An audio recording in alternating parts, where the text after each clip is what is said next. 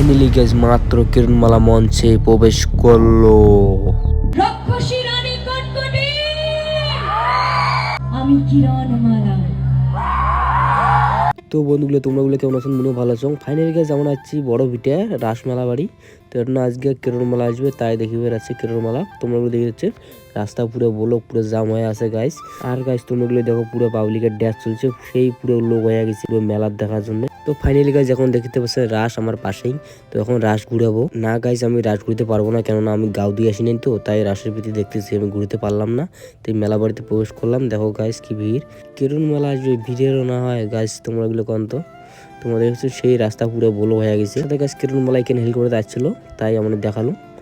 এই যে দেখো না সাজানোর জিনিস আছে মুরগি দিয়ে দেখালাম। দেখো না লোক টোক ভালো আছে, তাই দেখো এটা ফির একটা বিল্ডিং সাজাইছে। বিল্ডিংটা আমার পছন্দ হয়েছে, কেননা এই বিল্ডিংটা আমি থাকি মেজ গিয়া মজা। তাই এখানে দেখো পাশে লোক।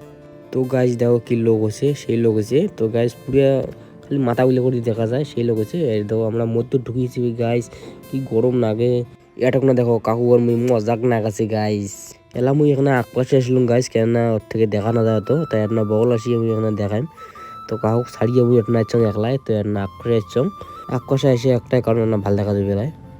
কবি বলেছেন, যদি রোজ খেতে চাও মধু, তাহলে জিএফ নয়, বৌদি পটাও শুধু, বৌদি পটাও শুধু,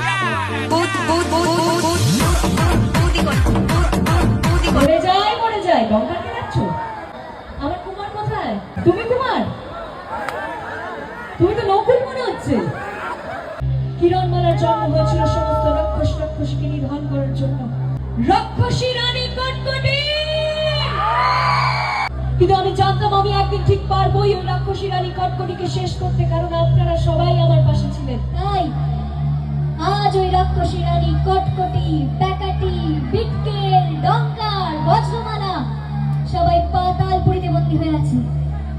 তারা চাইলেও আসতে পারবে না, মানুষের কোনো ক্ষতি করতে পারবে না, কারণ আমি সর্বদা আপনাদের রক্ষা করব। আমি কিরণমালা।